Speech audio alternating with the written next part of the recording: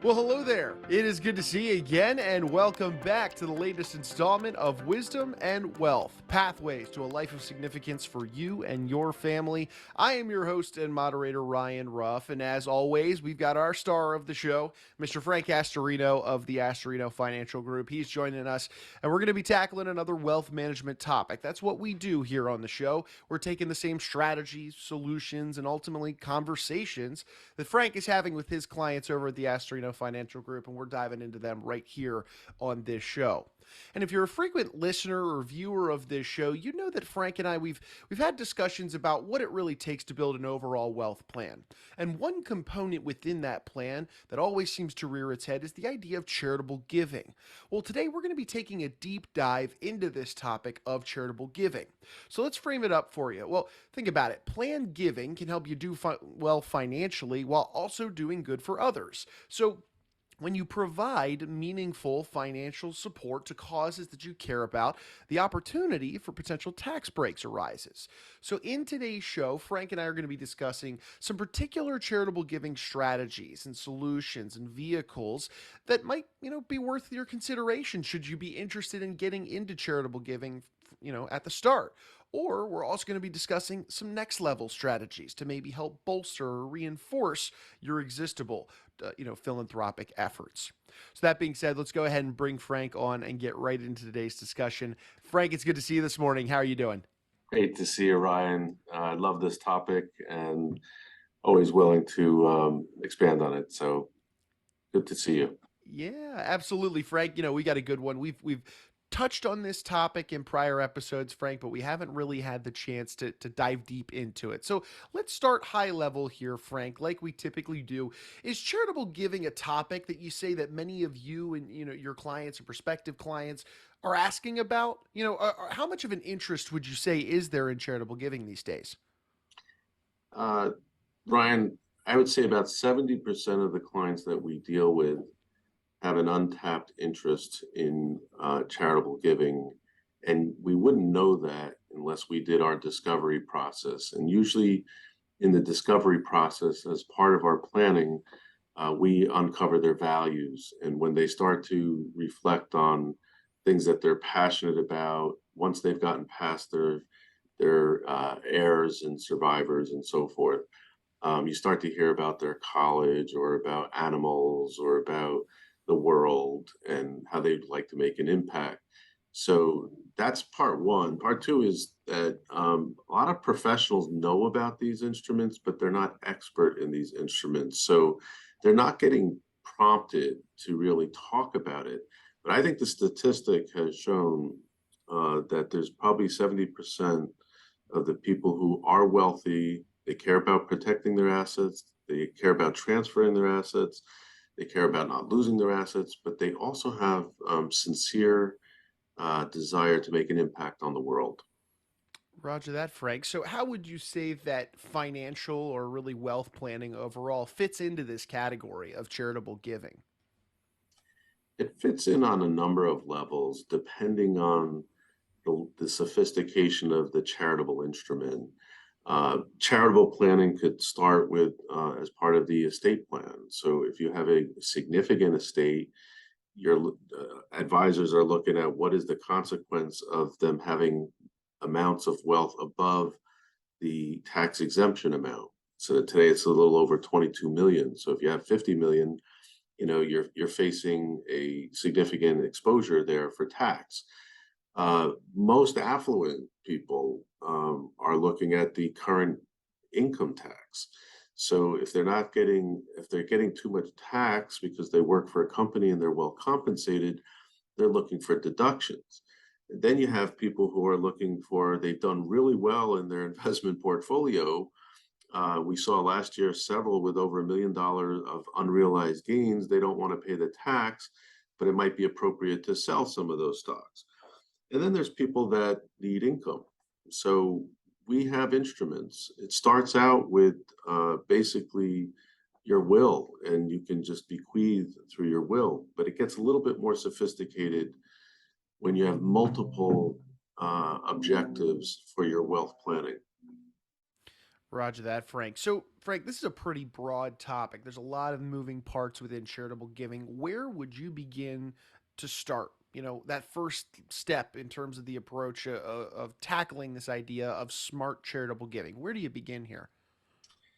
I would begin with well, a lot of people are motivated by tax. So sometimes the tax discussion comes before the charitable discussion.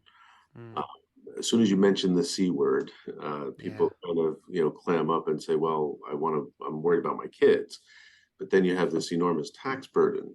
So the type of charitable instrument that we look at depends on how much you weight the deductions they need, how much you weight capital gains. Do we want to make sure they have enough sustainable income for their retirement? And then what are their attitudes and values towards legacy? And then we start to look at the types of financial instruments which most people don't realize exist. They think it's like I give it away and I write out a check and their favorite causes, and they're giving smaller amounts. And then when you get into the accounting field, uh, when the accountants are starting to look at tax returns and they hear us recommending a $250,000 CLAT or a $500,000 CROT, and they look at the tax return and it shows that, well, they only gave $1,500 last year. You really think they should be giving that much to charity, and they don't see the bigger picture. So we're a big picture context organization, and we are pursuing helping other professionals understand the mechanics and the whys of this so that they could be helpful on the team. Yeah, I love that, Frank, and I want to get into the weeds here for our audience and start talking some specific strategies. So, could you maybe explore for us some of the foundational methods that exist within charitable giving strategies? Could you share with us maybe some options that someone might be considering if they're just getting started into this field? Yeah, the simplest is, people I see often in their wills what they want to do. And that's direct and it's simple. And even while your will is going through probate, if you were going to leave $10,000 to, the animal shelter, that's going to go even while your will's being probated. What's very popular now and has gotten increased popularity is donor advised funds. Donor advised funds, is as simple as setting up like an IRA, and it is the equivalent in most cases of a charitable foundation. But you could start it with as little as $5,000. So if people are scrambling around for more tax deductions and they have charitable intent, a donor advised fund is a wonderful way of organizing it, getting a full deduction. And we have one, most of our clients have one, and they feel really good about it. So the second level would be a CLAT, a charitable lead annuity trust or income trust. And that's basically where you're not giving it away permanently, but you're basically getting a big deduction up front with transferring stock or some highly appreciated asset. And then you specify a number of years that you want to give a percentage to the charity. So you're giving to charity with the income of the instrument, and then it reverts back to you or your heirs. So we've had people earmark the termination of the trust to be when they retire. So they're getting deductions up front while they're working and gainfully employed, and then they get the money back when they're going to retire, or if they have such a surplus, they make sure their heirs get that. The one that's most popular and I think is the pinnacle of financial planning is the charitable remainder trust. And there's different types of charitable remainder trust. And we've been doing it since 1988. And we've done everything from oceanfront property to stocks. And the beauty of the charitable remainder trust is you're giving it away at your death. And if you want to make sure the heirs aren't disinherited, you can buy a life insurance policy in a trust or a second to die policy in a trust. So it's out of your estate. The heirs get the same benefit with cheaper dollars because it's pennies on the dollar when you buy life insurance at a young enough age. But assuming you didn't do that, you're still going to get a retirement income for you and your spouse, and in some cases, up to 10 beneficiaries. And we have those kind of gift funds. The income enhances your 401k, for instance. So you're getting income, the charity is getting it at the end, and you're getting a deduction on top of it, and it's out of your estate, and you could have a um, irrevocable life insurance trust to protect your heirs. I love that instrument, and we see a lot of sales of business, for business owners, having some portion of the sale going into a charitable remainder trust. Awesome, awesome. I appreciate you sharing kind of that next level strategy and particularly your favorite in that charitable remainder trust. From what I understand, Frank, there's another charitable trust, charitable lead trusts that come into play sometimes. Would you care to shed some light on that one for us? Yeah, the charitable lead trust is for those who don't want to give it away permanently, but they do want to get a deduction, and they'd rather give the money to charity than to the IRS. So they'll take, we did our largest amount last year. We did a lot of 500,000 to $1 million charitable lead trusts because they needed the tax deduction. They were getting a windfall of money, and basically, giving 5% of the charitable lead instrument, we were able to set it up so that the income went to their donor advised fund. The beauty of that is that the donor advised fund doesn't have to be distributed until you want it to. You can grow it, you can accumulate it for a number of years, and you can give it to multiple charities. So it's not all going to one charity like a pooled income fund does. And we love that because it gives them more control. It gives them a sense of having a foundation without going through the the tedium and the cost of having a foundation. You're getting that in a donor advised fund. But the charitable lead trust is you really basically can transfer assets into it. You're getting income going to a charity, and then it comes back to your heirs.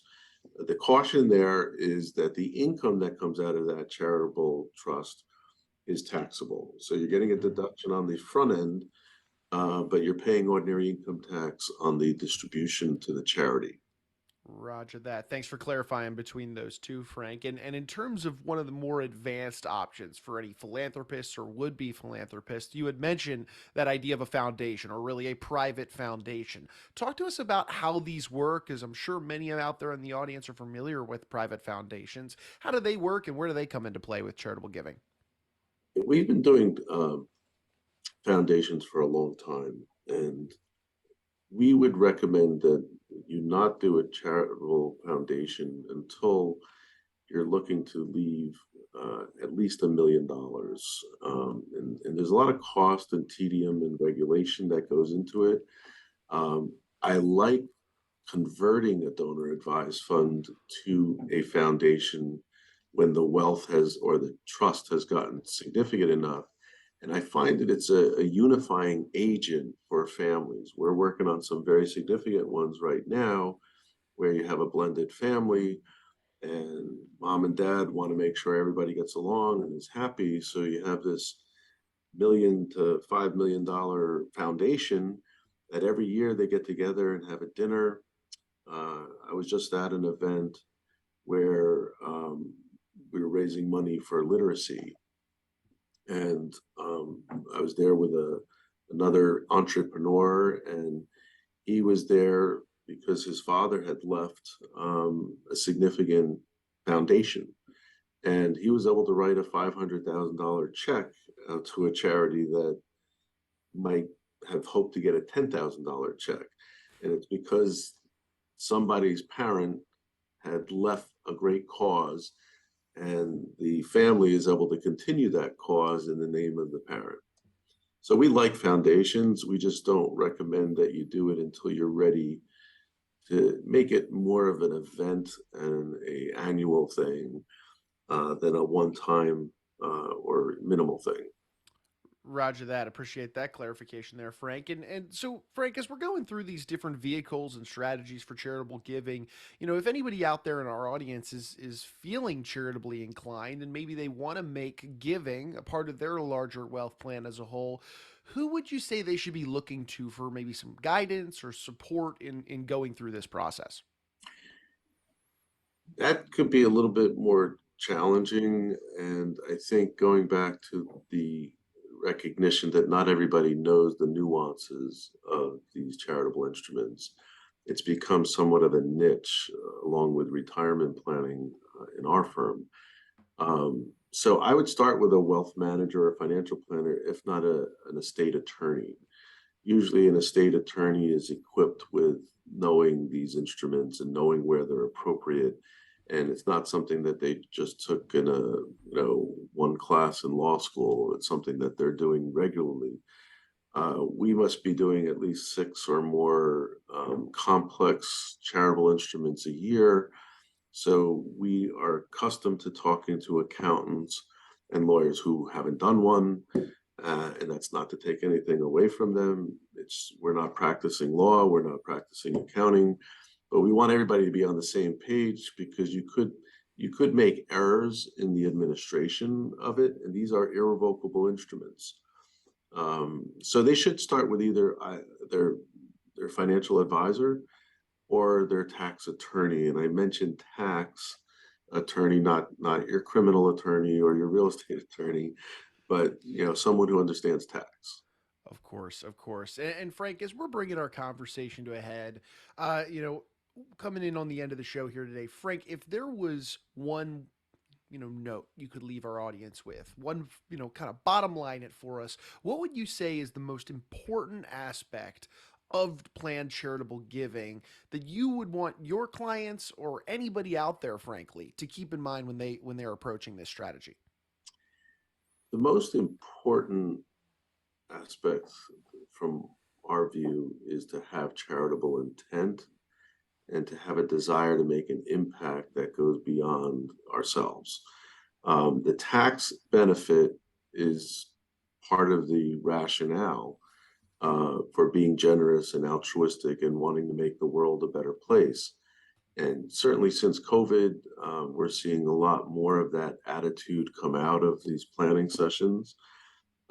So charitable intent would be number one, and then setting the expectation would be a part of that. Setting the expectation with your children, because if your children think they're just going to get all the money and they may not understand why a certain portion is going to your favorite cause, something inspired you to want to take care of that cause better than it is today. So, charitable intent, setting expectations. Alrighty, Frank, appreciate that. And again, Frank, if anybody out there in our audience, is interested in this topic, and maybe they're interested in even reaching out to you and your team to open up a dialogue and talk about how charitable giving might play a role within their wealth plan with your team, what would be the best way they can get in touch with you? Get in touch with our office, and it doesn't cost them to have a discovery meeting.